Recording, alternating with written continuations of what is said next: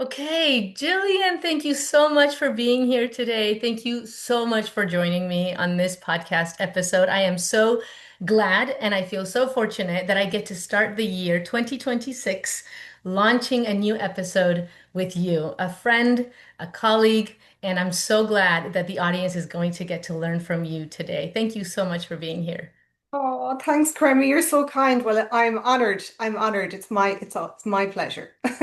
Thanks so much. Yeah, so, I was thinking that I think the audience would benefit so much from learning not only from your perspective around how conscious parenting can help parents in general, but also how it has helped to shape how you parent your son.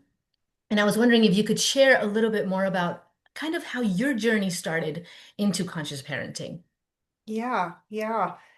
So I don't know how far to go back, Remy, but my son Matthew was born in 2009, so he's 60 now. So I have a teenager, and I just have Matthew, and I wanted a baby for so long. I think that's where it started for me. It was really I was in a loving relationship. I had the job, I had the house, we were married a few years, and I really, really, really, really had this longing for a baby.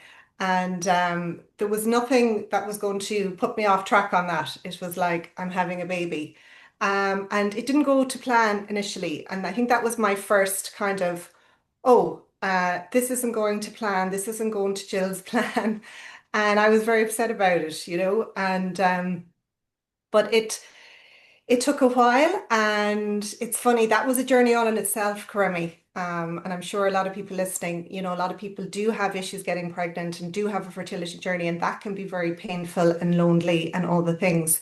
So that was kind of, I suppose, a big turning point in my life, because I remember thinking, wow, I've wanted a baby for so long. I really saw that in my future, but maybe it's actually not going to happen, and I will have to accept that. And I had kind of got to a point where, after about 3 years, I just kind of said to myself, okay, maybe I'm not having this baby.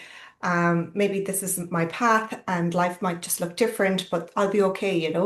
And funnily enough, when I surrendered, you hear people say this, but within a few months, my baby did decide to come, and I fell pregnant, and I was so unbelievably happy, Crummy, because I really, really wanted to experience the joy of motherhood. And I suppose, just to say, my only experience of babies up until that point was as a big sister. I was 11 years old when my mum had my youngest brother, and that was a pivotal moment in my childhood of like, oh my God, babies are beautiful. They're amazing. They bring so much joy. And he was a very placid, easygoing baby. So of course, I just presumed maybe I would get one of them. So that's kind of where it all started for me. One, will I even have a baby? Two, now I'm pregnant. Um, and I wonder what's going to happen next, you know? And we don't know what's going to happen next, right? Exactly. We Yeah. hope everything will go smoothly, and we hope baby will arrive safe and sound. And I did have a very, very healthy pregnancy, and I was in the best shape of my life, really, going in to have him. And he was born on his due date, and I had a beautiful birthday experience. And it was Christmas time. It's actually 16 years ago this week, and I was just so elated to have my baby. And yeah, I don't know, will I talk about what happened then, Karemi, or do you want to ask me anything about that? Yes, I think, well, thank you for sharing because I think one thing that you're alluding to that many of us can relate to is that, as we know, life doesn't always go as we plan. And sometimes that in itself is the opportunity that, even though it doesn't feel good at all, is life's invitation to pivot. And the way we choose to pivot can be toward a path of feeling and growing emotionally or toward feeling worse. And and that in itself is life's invitation. That doesn't always come gift wrapped in a beautiful way, many times myself included in a very painful way. But it's how we choose to deal with it. And I think that's from knowing you, that's one thing that came for you in this next step of your having had your son. Yeah. Would you mind sharing what happened and kind of how that helped you to grow as just a human being and just all whatever you'd like to share in terms of the challenges and what you feel you have grown, how you feel you've grown from these from this next experience that came about. Yeah, I mean, so yeah, so just to share, as I said, Matthew arrived safely and everything, and he was doing really well. And unfortunately, I became increasingly unwell the few days after delivery, and it transpired I actually had an infection, and it wasn't picked up quickly enough, and unfortunately, it escalated, and I ended up in the intensive care unit with sepsis, which basically is the body's kind of over response to infection. It's not uncommon. And the most important thing is that it's treated quickly. And I was very lucky, but ultimately became seriously unwell and spent a couple of weeks in the intensive care. So it led to septic shock and multi-organ failure. And I don't remember any of that, Karemi. Matthew was only 4 days old and I was in an induced coma. And yeah, I don't remember any of those first couple of weeks. It was obviously horrific for my family, for my husband, for my mum and dad, just looking on and wondering, like, what is going to happen here? And the prognosis wasn't good, but ultimately I did survive. But yeah, it was very shocking. And it took me a while to even, when I came round, for me even to take in the enormity of what had happened and, where Matthew was and how long I was going to be there and all of that. So it was, yeah, very, very overwhelming. And while I did ultimately survive and all my organs recovered, I was left with some extreme side effects to my feet. And so I had a prolonged stay in hospital. I actually spent 100 days in hospital and I was too sick to have Matthew with me. So yeah, Crummy, it was a long, long separation from Matthew, which, was just devastating for me. And for any mom can imagine just like as hard as it is, those first few weeks and months when you have a newborn, but like to be separated, like I was heartbroken. And that I think was the hardest thing for me to come to terms with, that I cannot be with him. I need to now recover. I need to listen to these doctors. I need to do everything that they're telling me to do to get better so that I can get home. And I'm going to have to again surrender to the fact that he has to be taken care of by somebody else. I'm not able to take care of him, Mhm. you know. So I don't know how I did it, Karemi, only that my family were an unbelievable support around me. My mum basically never left my side.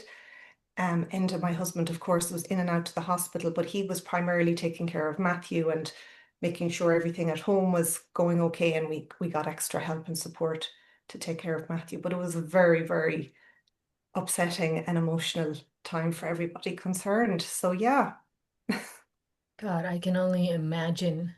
Thank you for sharing this tremendously difficult experience, both on a physical, emotional, and mental level, all simultaneously. Sometimes, as you know, in life, we go through something very difficult on a physical level, an illness, for example. And sometimes it's an emotional level, maybe divorce or separation. And you were going through something extremely challenging, life-threatening, emotionally also very taxing, all while being a new mother. I can only imagine what would you say were some of the things that gradually helped you to not let this sort of sink you into a hole of be it depression or sort of a state of mind of doom. Granted, I'm sure you went through different stages of all of this, but to ultimately come out on the other side, so to speak, what would you say were those either states of mind or whatever helped you to get through this extremely difficult life experience? yeah. I mean, I think it was a lot of conversations with my family. My mum is actually a nurse, so that I was able to just continue to talk about it, like what happened again and how could that have happened and why am I here? It was definitely like my brain was trying to like come to terms with what had happened and, was it my fault or should I have done something differently or all these kind of things. So I think being able to talk about it was hugely helpful. And, I've no shame in saying, Karemi, like I cried a lot. Like every day I cried. I just feel like I had to cry. I had to cry it out because it was just so overwhelming. If I couldn't keep it in, I couldn't just go, okay, great, I've come through like a very near-death experience. And I just, it wasn't like I could just switch it off. It was like, no, I had to process. So I definitely allowed myself and the people around me allowed me to process the grief, the loss, the pain, the overwhelm, like, and so I'm very grateful for that. That was definitely a big part of it. I think talking to the doctors as well and understanding like, what had happened and how lucky I was and, what I needed to know. I wanted answers like what is my long-term prognosis? How long am I going to be here? Tell me the truth. Like, am I, I did ultimately like need a lot of surgeries and there was a lot of rehabilitation. So I feel like I got a lot of comfort from talking it out and just been allowed to talk about it and express my frustration and all of that. Um, I also prayed a lot, Karemi. Um, I mean, I actually, when I say I prayed, like I was raised Catholic, but I actually prayed to my grandmother, who's no longer with us or was not no, at that time had passed. But it was like just somebody, like just this like figure of like just pure love and just like I just focused on her. Like, and I prayed to her every night because in the hospital I was alone and it was like that was the hardest time and like trying to go to sleep. So I would just pray to her and I'd say, like, I don't know what this is about, but I need something just so even just thinking about her and thinking of the love and thinking of my parents and everybody that loved me so much, like that's what kept me going, you know? Right. Um, and of course, my beautiful baby, who was coming in to see me as regularly as possible. And so I would just like soak every inch of him in when he'd come in, you know. I wanted to see him and breathe him in and smell him and hold him and feed him. And they grow so quickly in those first few months. So of course, every time he'd come in, I'd see changes. And so I would just, so yeah, he kept me going. My family kept me going. And I was able to really be with my pain and my grief, Karemi. And then it would pass. And then, there was lots of joyful moments. There was lots of, okay, Jill, we're gonna wash your hair today, or we're gonna bring you down to the coffee shop. There was all these little milestones of little goals, but it was, yeah, it was a combination of things, Karami. Does that answer your question? It Because does. Thank you for sharing. And I think that for the audience listening, you are touching on so many important takeaways that we can benefit not just as individuals, but also as parents.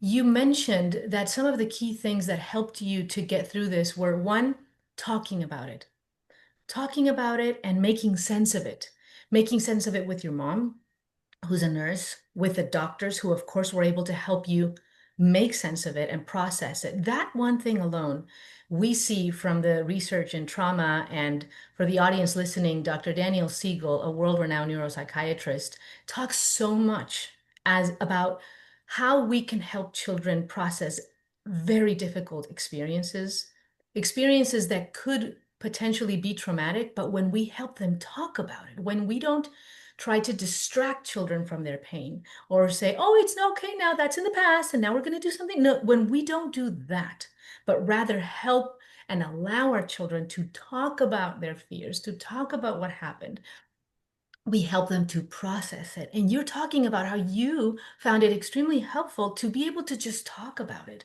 Mhm. That helped you to process it. Something else you mentioned right now was being able to just let yourself cry and grieve. You didn't try to put on a happy face and, oh, well, at least we're all okay. I'm doing better. My son is doing better. So let's, put on a happy smile. No, you allowed yourself to, on the one hand, be grateful, but also acknowledge that you were grieving so much, everything you were going through. And of course, not being able to see your baby boy. You didn't shove that emotion down. You let it come out in the form of tears. You let other people help you. You were going through it with people who loved you and could care for you. And I see that for parents and for children, and just a little bit, I'll speak to myself.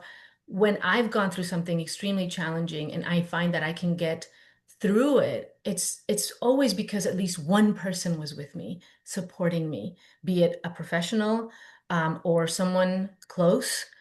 And the fact that you weren't alone, so to speak. I mean, at night, of course you were. But overall, you had a support system. And I think that for parents listening, we can remind ourselves that even though we can never predict what our children will go through, the challenges that they'll go through, or us ourselves, that when we allow ourselves to process what we're going through, when we allow ourselves to grieve, when we have at least one supporting person, we can get through life's immense challenges sometimes. And, also for folks listening, you mentioned that you prayed. For someone who's perhaps not religious, or, everyone has their own approach to trusting that life is going to be better. I think that the key takeaway from what you're sharing is that you had trust that you wanted to develop that trust that you were going to be better. Hence, why you were praying. And for others, it might be a different practice. For others, it might be a different belief system. But the fact that you did that shows that you wanted to trust that you were going to be better. And I think sometimes, as we see when people are deeply depressed, there's that sense of hopelessness, right? This is going to continue. This is going to go on forever. I don't know if life will ever be different. Like, those are the mental messages, those are the inner voices that come that just sink us lower. Mhm. Or sometimes maybe our children might have those thoughts, when they're going through very difficult moments. But it's what you were sharing about allowing yourself to grieve, allowing yourself to process, also having someone who could support you, and having trust that you were Yeah. going to be feeling eventually better.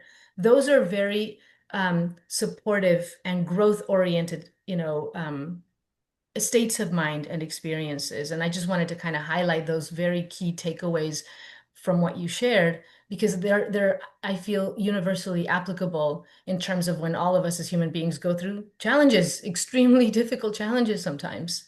Yeah. I don't know if that kind of makes sense. Yes. Yeah. Thanks, Fermi. Yeah, no, for sure. And yeah, like I think the praying was definitely knowing that. And I definitely felt very lucky. And like even the way the doctors said, like, that I was so sick, and, that there was obviously something else at play of why I was still here. Like I definitely was getting this sense of like, you're so strong, Jill, and you were so healthy, and rather than seeing it as like very unlucky to get an infection, but also you took such good care of yourself. You were, you had a really healthy pregnancy. You really took care of yourself. So in all of that and in all the chaos of it, I definitely felt like there's something bigger at play here. So yeah, and if it was in the form of my grandmother, it was just something to focus on. It's like there's something else because as strong as I knew I was, I think there was something I knew. I just had this feeling there's something bigger bringing me along here. I'm not doing it on my own. Right. I'm never alone, right, Kermie? We know this, but it's, like, and again, and you've spoken to it, it's not to say that like every day I was like, oh yes, there's something, I definitely, but I allowed myself to go to the feelings, go to the emotions, and then I could come back and go, okay, and all I have to focus on is right here, right now, and I can do this. And my mum was very good at that as well. Like, let me have the cry, sit with me, and then, okay, what can we do now just redirect, something we do with children as well. We can it's not about always distracting them, but like and Don Siegel talks about that as well. Sometimes we just, we can let them have their moment, and then okay, let's redirect, let's focus somewhere else, let's go do something else, especially with small children, right? We tend to do that.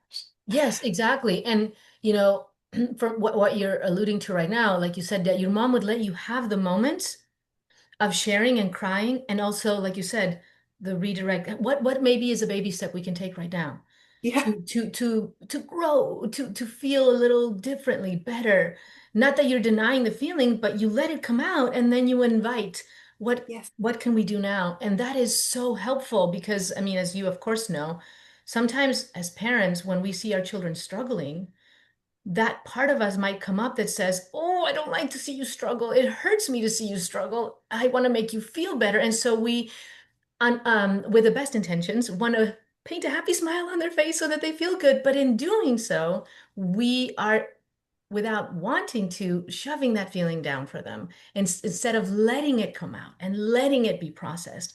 And what you share your mother beautifully did with you was she let you have it, that feeling. And, as a full-grown adult, because we're humans, we will have these needs throughout our lives to let the emotions come out in a way that they can be contained and held and supported. And then she also was lovingly inviting you to, okay, what can we do now? Yeah. Instead So it of was like just something small. endlessly going through the rumination of what you Yeah, were going yeah, through, yeah. right? And I'm sure she found it very difficult. And I'm sure Mhm. there's times she didn't do it perfectly. I'm sure there's times she was like, okay, Jill, we're gonna go I'm gonna go get you something nice, and I'd be like, I'm having a moment here, because that's just life as well. And we're not going to do it perfectly with our children either, Cremmy. It is the most painful thing to see your child in like it can really bring up a lot of stuff in us, right? It can really bring up a lot of stuff. So anyway, that was my mom, and she did phenomenally well. She did amazing, and I'm very, very grateful. Yeah, Yeah. I'm grateful. Thank you for sharing that. I actually want to ask you something to what you just said, but before I do, I just want to also point out one beautiful thing you shared that helped you tremendously. And it was that you wanted to be there for your boy. You were so excited when he was able to come and visit you. And you wanted to, on the one hand, also get better so you could be with him. And I think that whether or not the audience who's listening are parents, and I feel most of them are, but it speaks to a sense of purpose too. You had this sense of wanting to and deeply committing to be to grow from this experience, to feel better gradually so you could be with him. That sense of purpose of somebody needs me, right?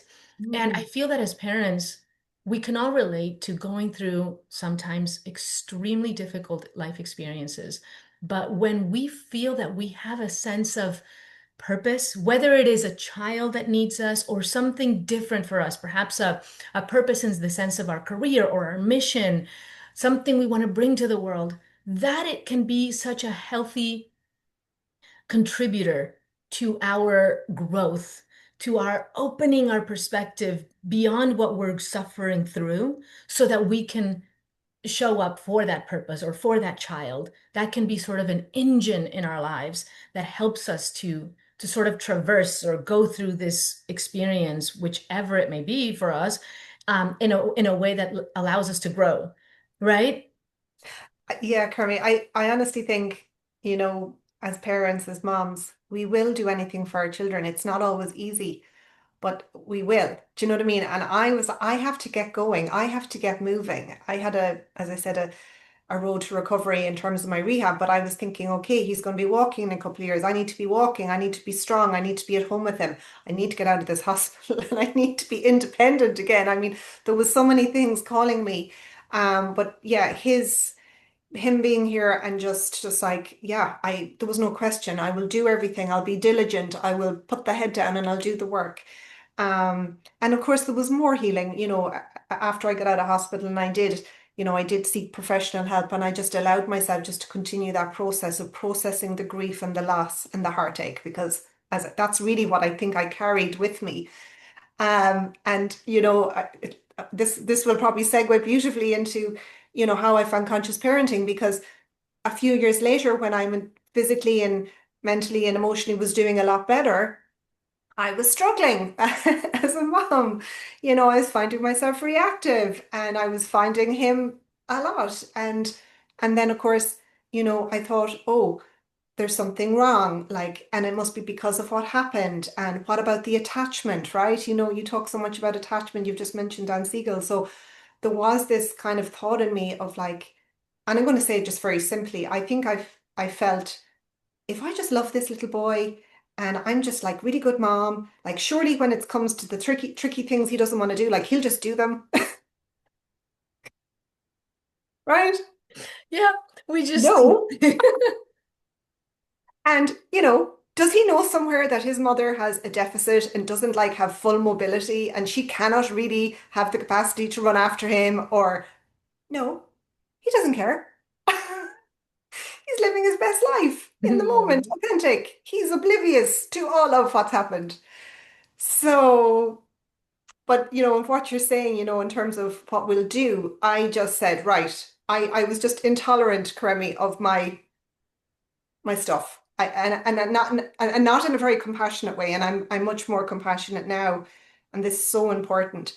I was extremely hard on myself. I was like, oh Mm. my God. Now, because I could tell you this beautiful story, a 4-year fertility journey, a near-death experience, 100 days in the hospital. Like mum comes back from, like, and here she is now with her 4-year-old, and she cannot get him into the car. She cannot get him out of the playground. She cannot get him into his high chair. All these things.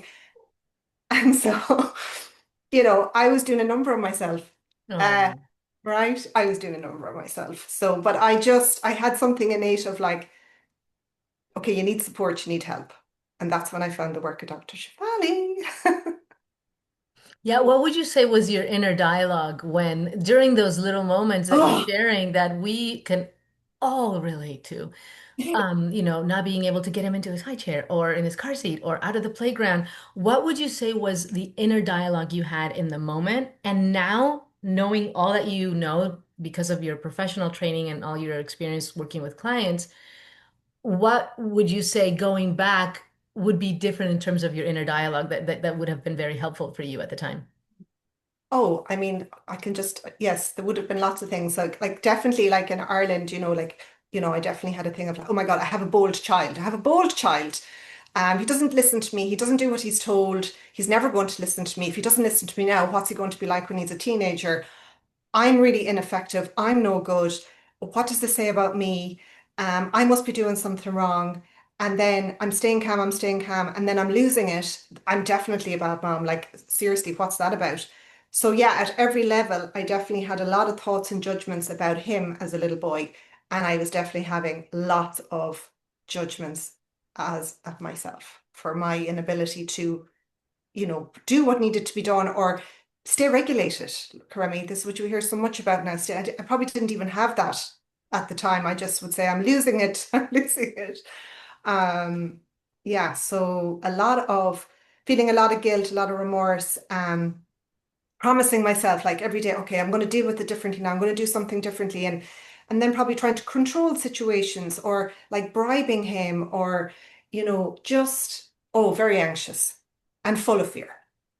Like I didn't realize it at the time, but that's actually where I was because I think I had put a lot of pressure on myself. We put a lot of pressure on ourselves as moms, but I think I just was putting so much more. I should be doing better at this. I should be Right. doing. Yeah, I think we can all relate to this where you mentioned the judgment of yourself and the anxiety and the fear. And as we've all felt, when we operate from that state of mind, it doesn't help us. It only it only makes the situation worse. And then it's sort of those lenses that we put on, right? If we see our kid in the moment through the lens of you're being a bad kid, you're being a difficult kid, versus, okay, where are you in this developmental stage? Oh yeah, of course, you're gonna be active, maybe even super active. You're definitely not in a place developmentally to be able to listen to something and control your impulse. So, okay, that's where you're at. That's right. Like we don't have those Oh, thoughts. We have the fear. What is he, like you said, and I've had this too. Oh my goodness, what is he going to turn into if like right now he's behaving and talking this way? Imagine 10 years from now. I better put a stop to this. It's like all fear-based, but that's also what we grew up with. And we are now giving ourselves an important task of not just learning something new, conscious parenting, developmental, children developing. It's not just learning something new, it's undoing what we learned and what we were given so that we can rewrite sort of the way in which we want to parent our children. It's a challenging task, but you having even the intention to grow and to see things differently, that intention alone helped you to shift your parenting. Even if yeah, it's been gradual, and for every one of us it's gradual, the shift, that alone I feel can be such an important pivot, right? To have the intention of, oh, wait, maybe there's something in the way that I'm seeing this that is the problem and not my kid. Now, I'm not a problem. My kid is not a problem. We don't need to judge anyone here. It maybe there's a shift in how I can see all of this, right? yeah, yeah. Yeah, but it's not easy. But I definitely feel there was something in me that just knew this is not the way, Jill. The way you're dealing with this isn't the way, and you're getting really upset, and he's getting really upset, and you're going around in circles and all the things. So yeah, it was definitely a case of really understanding my own experience of being a child growing up in Ireland in the 1980s. And when I started listening to Dr. Shefali and podcasts, and I was reading her books, and I was like, oh, things were starting to resonate, you know. Um, but it did take a while. It's taken a while. Like it wasn't just like one and done, but it was like, as you said, I had the intention. I wanted to find another way. Um, I wasn't happy with myself, and I had zero compassion for that, for all the reasons. So yeah, it was time for a big shift. And so yeah, I got stuck in then and learned all as much as I could about conscious parenting. Yeah. Yeah, Jill, what would I feel like so many of us can relate to learning something? You mentioned, of course, the certification with Dr. Shafali. I know, of course, also certification with Susie Lula. Um, but I feel like people listening, and myself included, we can learn something, be it through a book or a podcast, and have that knowledge. But from the knowing to the implementing, or from the knowing to the embodying of that knowledge, there's a process. Like you said, it takes time. But what have been the things that have helped you to implement gradually and to really set yourself on a different path in terms of your parenting? When from the knowing and understanding, oh, right, this is the healthier way to approach this, to then doing it. Because I feel like sometimes we might know something and still be, continuing a pattern. The pattern might be persisting. What has helped you to sort of shed those patterns that you have been committing to shedding and Yeah. implementing in new ways, so to speak? I think really acknowledging for myself when I did start to just do little things like, okay, make the commitment around, okay, there's something around whatever's happening in this situation that's really difficult. I'm going to try and I'm going to try something differently. I'm going to be a bit more creative around this. And if it doesn't work, it doesn't work. So I think I just started initially to be a lot more gentle with myself because I knew I just couldn't fix everything. I was like, I'm not going to fix everything. Um, And so that was definitely, this, and then really trying to acknowledge those little wins and those goals. So maybe I shout or, but maybe I'm kind of like, okay, I can kind of pause now and I can take a minute and I can just break it down. It wasn't like overnight I expected myself to be all calm and zen. And I don't think that's realistic, Remy. Like, it's not. But I definitely think that was a key thing. And that was very difficult because I was so quick to judge myself and berate myself and feel bad about myself. But that was key. So, and again, probably not overnight, but definitely just, putting my hand to my heart and going, Jill, this is so hard. This is so difficult. He is busy. He is vibrant. He is like very much in his own power. And, he has his own way and all the things. And you're trying to work with this. So just really acknowledging that. But, Kermie, I think and as you say, the knowledge, but like the knowledge did have to, I had to read about, like, I had to really understand my own childhood and I had to really understand how I grew up. And, just very generally, and this is probably applicable to lots of moms, like, I definitely was like the good girl. Like, I was just so good and I was easygoing and I did everything and I didn't get in trouble. And I just walked that line. And so when I would see my child like veering off the line, like every cell in my body would just be like, this is not okay, right? So, like, that's how shocking it was to my system to have a little boy who wasn't being good and just making life easier for me. You know what I mean? And again, it's not about berating my parents or anybody. And actually, my parents were actually pretty amazing. But I think a lot of my conditioning around behavior, children's behavior was actually came from school. Like my Hmm. schooling was quite strict when I look back and you would see other children getting in trouble. So maybe I wasn't getting in trouble, but I was seeing other children getting in trouble and that was not good. So again, I just feel like there was a lot coming up in me. But I suppose if we're to fast forward, so you said like the information is important, understanding our childhood, understanding like that we need to connect and the shouting. But if you fast forward all of that and you say, what do I do right now? Like I'm a different person, but it's taken all these plates. It's all these different things. But like if my child is upset now, or he's losing it now, or he's not doing something I need to do, like I just have a different way of coming about it. And it's all the things that fall into place. But it's very much, if we talk about conscious parenting, acknowledging my inner child when she does start to go, this is not okay, right? I just very quickly recognize it and I can just I can soothe myself. Does that make sense, Karemi? And we've learned this through the work of Dr. Shafali and you mentioned Susie Lula as well. Like it's just like these are these younger parts of us that are deeply buried that we may not have seen in any other relationship. They're things that come up in our parenting. Right. So Yes.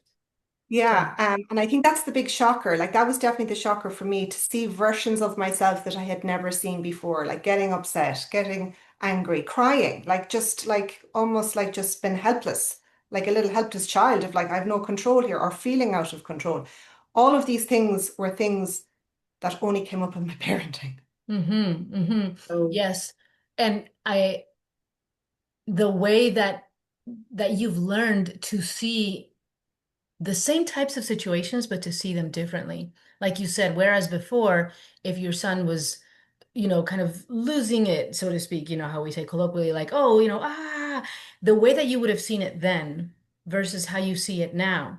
It's being able to identify which part or which voice is talking. Whereas before, say when he was 4, and of course, not that any of us do it perfectly. Of course, we're humans and we're going to keep making mistakes every single day of our lives, and that is okay. But at least now you have more of a pattern or a habit of being able to identify, wait a minute, is this really what's happening, or is it just my perception of what's happening because of some pain that I might still be carrying within me? That pause alone can be such a shift in how you approach your son, right? And how you approach the situation. Whereas before you might have thought he's being bad, he's being disobedient, or veering off the line. That was the version of you that was, as we talk about the inner child, that perhaps had the fear of what's going to happen if he behaves this way, because you saw what happened to your classmates when they behaved a certain way. You learned very early on, this is bad. This is risky, because then this is going to happen to you if you behave this way in society. And instead of, whereas now you might see it as, oh, these are feelings that are coming up, and he might just need some skills and some honest listening so he can learn to express those feelings in a way that is healthy, in a way that is helpful, and just able to help him overall. And it's a different part of you that's talking. Before it was fear, like you said, fear and that little girl who was scared of what would happen if she did something quote unquote bad. And now it's, oh, I see where this fear is coming up, where it's coming from. But how can I put that fear aside for a moment? I acknowledge it, it's there. And what is really in need right now in front of me? My son needs to me to listen. My son might need me to just, let him have a moment. Right? It's that gradual shift in perspective that's so helpful over the years, and it takes time for all of us, I think. yeah, it takes time because we don't realize when we're being reactive in the moment. We think we're reacting to what's happening in front of us, Cremmy, but we've heard it said like you're not reacting to the child in front of you, you're reacting to the child within you. Do you know what I mean? That's just like that's profound, but like, you don't know until you don't know, and you think, no, I'm responding. Like I would have said, this is me parenting. Like I'm stepping in here. But I was coming in too strong and I was coming in with the boundary first. I was always coming in with the boundary. I was always coming in with the no. I was actually escalating things very often, Crummy, because I wasn't allowing myself that pause. So yeah, the reactivity, we talk about ego, we talk about inner child, but it was coming from a younger part of myself and it was coming from a very fearful place. And it's not who I was, but that's what was coming up in the moment. And I wasn't able to bring in the other part until I understood about that part. So yeah, And and of course we know it's really important. Like, what do children really need in a moment where they're having a big moment? Okay, they might need a boundary if they're hurting themselves or others, but they also need us to connect, to attune to what's happening with them, attune to the feelings that they're only having in the present moment. Mhm. Doesn't mean anything, but we're already gone off into the future and been Right. activated from our past. Like, we're not present. They're very authentic in the moment, having their real authentic experience in the present moment. We're not. We're in the past, we're unconsciously, and we're projecting about the future. And then we come in with all of that. But they need a boundary sometimes. So yes, of course. And Right. then but they need the connection. And then you mentioned skills.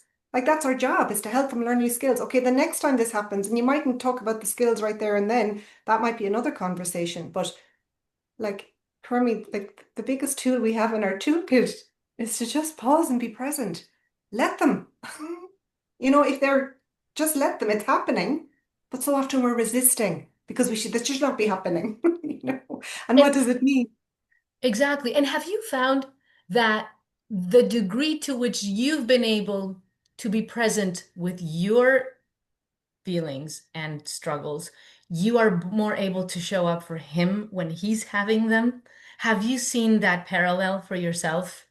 100%. Like, if we talk about connection, our biggest job as moms on this conscious parenting road is to connect to ourselves. Like, it's not easy, but that's a process. And we mightn't even do it in the moment. We might have to do it after the moment. But, like, for me to really acknowledge what came up in me, of course, and to have compassion for myself, to understand the feelings that were coming up. Like, the feelings, I was emoting, I was coming with anger.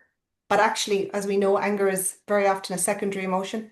I can tell you what the feelings were: helplessness, like fear, like it was just not been in control. All of those things very activating to my inner child for all the reasons all of us would have experienced. Most of us were raised with a lot of fear and control. So when we as moms feel like we're not conscious of it, Crummy. I'm not going to say again, Oh, day one, I yeah. was thinking, oh, I'm feeling really out of control here. I'm feeling really helpless. No, I was angry and I felt justified in my anger because of what was happening, you know? Exactly. And, it's that I completely agree. That happens to me too, where there's a part of us that says, how dare you make me feel this way, child? You are making me angry, rather than, okay, I am feeling anger in this situation. Now, the kid may or may not be doing something that merits a limit, but the way we said it, with this blast of anger and this yell, that's completely on us. We, as we know, are responsible for the way that we express our feelings. And I think that this is something that makes a key difference once we go through all the, inner work and, of course, fortunately, the learning of conscious parenting and child development. We learn that the child is not causing our outburst. The child may definitely need, depending on the situation, a limit, but the outburst, that's on us. And more than just, and that's not to, be, upset with ourselves. Oh man, that outburst was on me and I was bad parent. No, no, no. Rather, it's just, okay, this outburst was something that was not on my child or on my partner or on the coworker. It was something that came from within me. Let's just explore it. Why might I be, exploding in this type of situation, right? Where might it be coming from? Is it a very common feeling for me? This sense of you're causing me to feel this way? Oh, let's just have some curiosity around it. And I think that that is very helpful, right? When we come from a place of curiosity rather than a place of judgment, be it of ourselves or our child. That really is what kind of opens up that opportunity for some growth there. Yeah, yeah, 100%. It has to be. It has to be come with curiosity. But again, and you're saying, like, it's not about berating ourselves, because we weren't taught as children how to process our feelings or reflect or be curious about it. We were just very often shut down. So, it's we're very often repeating the pattern, but this is the work. And it's not about doing it perfectly, but it's just about, and it's about growth, Karami. And this is why I've kept doing it, because I've learned so much about myself, and I'm a different version of myself. I'm not going to say a better version, but just a different version, a more evolved version, more emotionally stable, more and more loving and compassionate towards myself, to really understand, oh wow, I'm carrying these core wounds from childhood. They've only really come up on my parenting journey, and they're so understandable, right? They're so understandable. But yeah, yeah, I think, any mom that's willing to look at the stuff has to come. I said it at the start, like the compassion has to be all the way, because otherwise you're just gonna maybe get overwhelmed with like, do I have all this stuff? But I did hear Dr. Shivali say one time, and I'd say it to any moms listening, they might think, oh, do I have to go back and like deconstruct and figure out all the things that happened in childhood? No, we don't. Like the reality is the stuff is showing up in the present moment. If you just believe that the stuff coming up is happening in the present moment. And we do need to take responsibility for it. And we do repair, of course, with our children, and we take accountability, but we have to go one step further than that and go, okay, if there's things that I'm doing or saying in the moment that are destructive, then I have to get support around that. And I need to work on myself in a loving, compassionate way. And yeah, we do it for our kids, right? We'll do it for our kids. Exactly. Yes. And I think for many of us as mothers, we are so willing to do whatever it is for our kids that they may need. Support for them, the sports activities, the extracurricular activities, etc. And sometimes we feel that when it comes to our needs, well, we can put that, as a secondary priority. But I think it's when we finally realize that if I can take care of myself, then I will be better able to nurture this child's development and well-being. We can see, oh, maybe it is worth it for me to really invest in my inner growth, in my process, because sometimes we feel it's selfish to invest in our own growth, whether it's through a book or a session with a therapist or a coach or you name it. But it's not until we realize that the degree to which we are feeling genuinely better and growing, that's the degree to which we'll be able to show up better for our children. Then we take a step back and go, maybe it is worth it for me to really look within and see this differently. Um, One thing that you shared that I thought was also a very important takeaway was when you shared that when you shift the way you see something that's going on with your son, then you're better able to address his needs. And it's not that we are reacting to the situation, but we're kind of reacting to what's going on within us. And I think one thing that has helped me, and hopefully this can also help other parents, is when we notice something is going on with our kids and we think to ourselves, wait a minute, am I really reacting to what's happening or to something within me? One sort of helpful thing for me is if I am exploding, this is definitely about me. This is not about my kid because exploding in this yell is not called for when something, needs to be addressed. Granted, if it's safety, of course, like say they're running across the street, like something major that merits the stop doing this, and Yeah. then yes, but otherwise, it really is about our reactivity that may not be what's called for in the moment. That's kind of what helps me to realize, okay, this is me. This is my stuff. And let me just take a step back and put a pause. And I'll say sometimes to my son, you know what? I want to talk to you and I want to hear you, but I literally say this sometimes. I feel that I'm about to yell and I don't want to yell. So I'm gonna go into my room for 5 minutes. I'll come out and then we can talk because this isn't helpful right now. I need a few minutes. And, when I am able to do it, sometimes I do yell. We're humans, it's going to happen. But those seconds of realization, wait, this is me reacting. This is my stuff. Let me just pause for a second and reminding ourselves that I don't need to necessarily address this exact moment. Maybe it can wait 10 minutes and I will be in a different mental state to look at it, right? What helps you to shift sometimes in those intense moments that I think we all go through, regardless of our children's age? Yeah, I know he's older now, Crummy. So yeah, I do think this is easier, and just like you did, and I think any mom can do it. And we can even say to our small children, mummy needs a moment, like just feeling frustrated. But it's harder with smaller children to walk away. Like that's what Mhm. I do now. I just say, look, buddy, and he might want to keep going with it, and he might be all like in his emotions, and then he might be feeling rejected and all of this. So it's like it's not always possible, but I just sometimes, but I try and even just breathe while I'm having this conversation with him, or if I'm getting very triggered, um, to just, to just come back into my body and go, okay, just even acknowledge for myself while I'm in it. This is a very difficult conversation. There's a lot of things been said here. He might be saying things I don't like to hear. Like he could be saying, Cremmy, you're not listening to me. And I'm all Yeah. about the listening, but he's probably right because there's a part of me that just, yeah, says so yes, we can definitely tell our children that we need a moment. I think that's a brilliant tool. Stepping away, movement helps. So, anything to regulate our systems, and it's only about turning it down.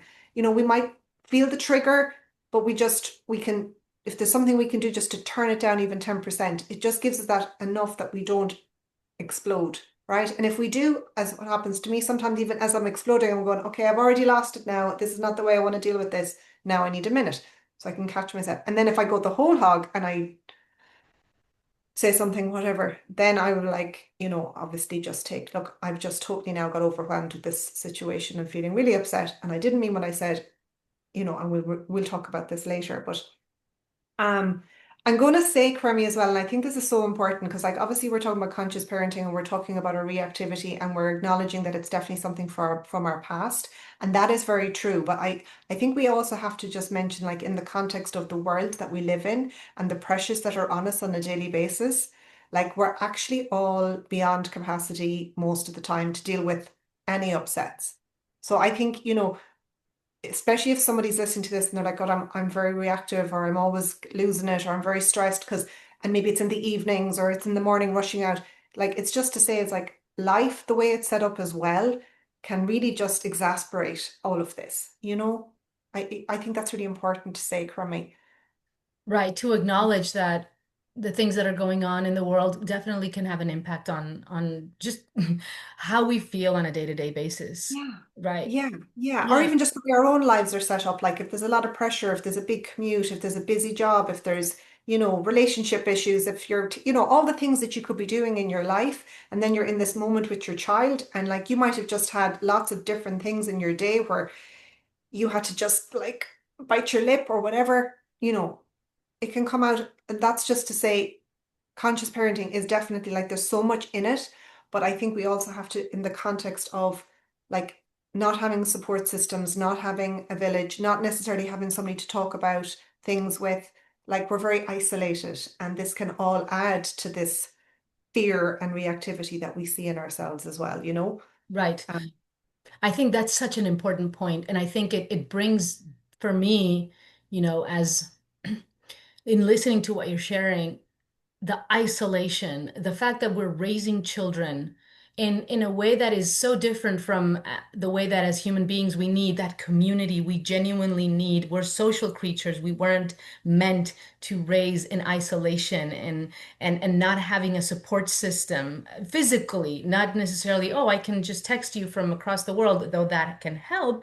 To really have that support system close by, that is such an important ingredient to have compassion for ourselves as parents that you know what parenting is inherently challenging. It's just a fact, but to do it alone or to do it not necessarily alone but definitely not in a context of a village and a support system adds to an important layer of challenge. And that brings me to as we get close to the end of our interview, to the beautiful work that you do with mothers. You create a sense of village with the women that you work with, and that is such a helpful and therapeutic way for parents to be able to look within themselves and to be better able to support their children. Before I invite you to talk about what you the work that you do, I just want to invite parents to introspect a little bit about the fact that when we want to grow and we have access to professional support, we never imagine a therapist or a coach saying, how could you have done this? You should have known better. Really? This is how you talk to your child? Hadn't I told you in the last three sessions that you weren't supposed to yell because it's only counterproductive? Like, no therapist or coach would ever talk to us that way because A, it's not conducive to anyone's growth. And B, it is counterproductive. And we would probably fire that person in the moment. And yet, when we see our children making mistakes, sometimes the inertia is to say those very things. Hadn't I told you 3 days ago? Didn't you know that you weren't supposed to? We're not helping them to grow. We're not offering that important container. And yet, coaches and therapists, what do? They help us, they challenge us to grow. They don't just go, oh, okay, well, you did this. It's okay. They're like, okay, let's see where it came from and let's do some challenging inner work here. And they help us to grow. So that is the important view, I think, in shifting. How can we really help our children grow? It's not by judging. It's not by saying, really, for the fifth time, I'm going to have to tell you this. Didn't I say this last night? It's the opposite. I'd love for you to speak about how you bring this beautiful work to the communities that you build. And I know that you don't just do individual coaching, you also work in group coaching and how this is what has helped the mothers that you work with to grow as parents. Yeah.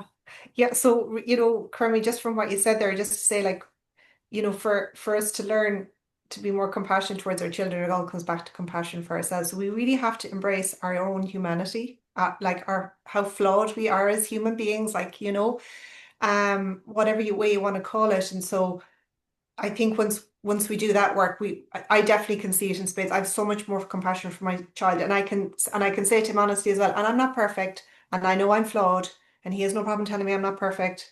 And you're not being very conscious right now, and all the things. So I just laugh at this now because he's right, and I no longer perfection. I probably didn't mention that word, but like that was me. Like everything has to be perfect. There was a lot of perfectionism, which was coming from the control and the fear.